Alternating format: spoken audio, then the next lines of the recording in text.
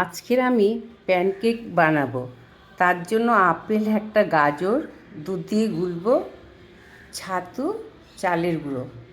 ময়দা দিয়ে করছি না, বাচ্চাদের করলে ময়দা দিয়ে করতে হয়, কলা অনেক কিছুই দিতে হয়, সেইটা করছি না। এটা বড়দের করছি বলে এই দিয়ে করছি। মিষ্টিও পড়বে না, আমার মা মিষ্টি খুব একটা পছন্দ করে না।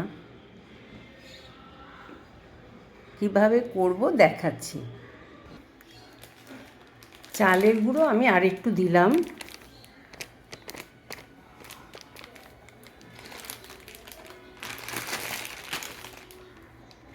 এটা গ্রেট করে নিয়েছি।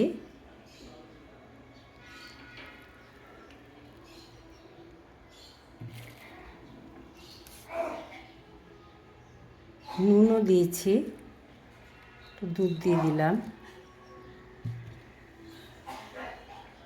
আর একটু দুধ পড়বে।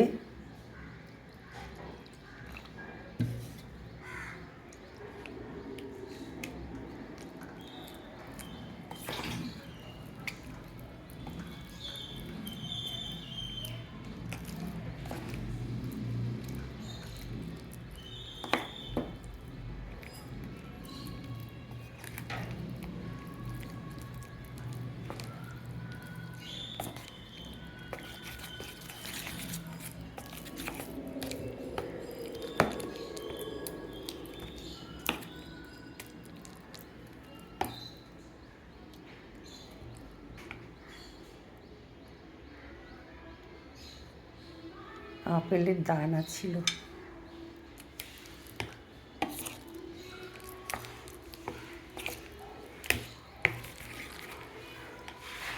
আর সামান্য একটু দিচ্ছি।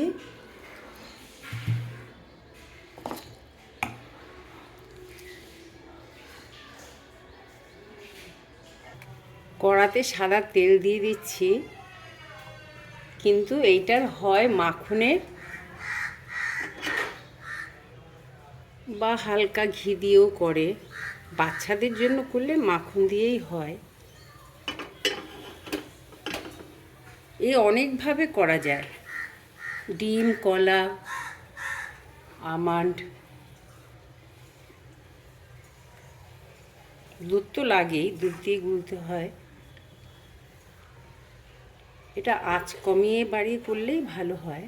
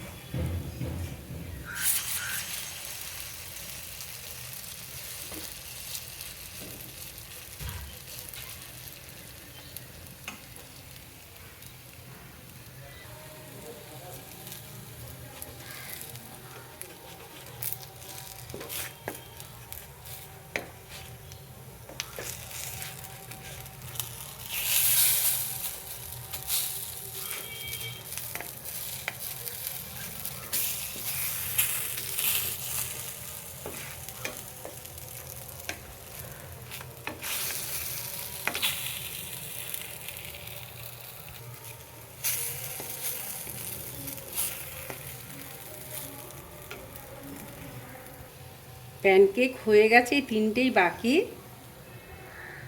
এইরকম হয়েছে। আর এটা না আঁচ কমিয়ে বাড়িয়ে করলে ভালো হয়। বাড়িয়ে মানে মিডিয়াম আর একদম লো। আমি আপনাদের সাধারণ মেয়ের গল্প বলেছিলাম, এই কবিতা বলেছিলাম। আমি একটুখানি অল্প একটু আবৃত্তি করে শোনাচ্ছি আপনাদের। এটা ততক্ষণ হোক, আর একটু হবে।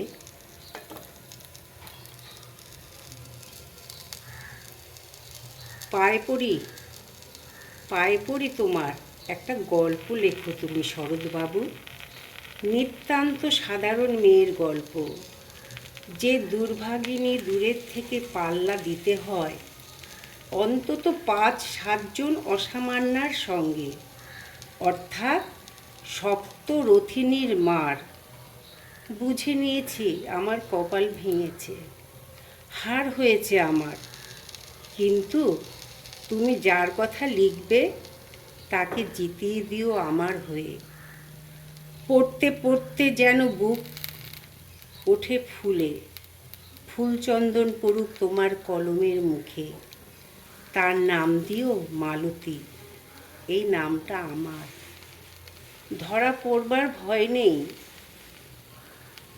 এমন অনেক মালতী আছে বাংলাদেশে। তারা সবাই সামান্য মেয়ে, তারা ফরাসি জার্মানি জানে না, কাঁদতে জানে। এটা একটা হয়ে গেছে।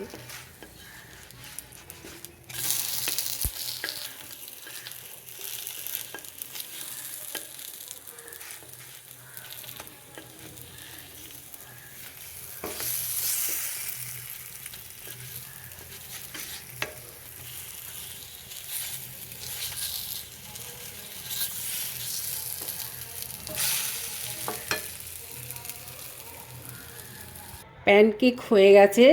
অনেকভাবে অনেক রকমভাবে করা যায়, আমি এরপরে করে দেখাবো। আর আবৃত্তিটা আমার একটা রিপিট হয়ে গেছে। আমি তো আবৃত্তি ভালো বলতে পারি না, বলতে ইচ্ছে করে, ভুল ত্রুটি মার্জনা করবেন।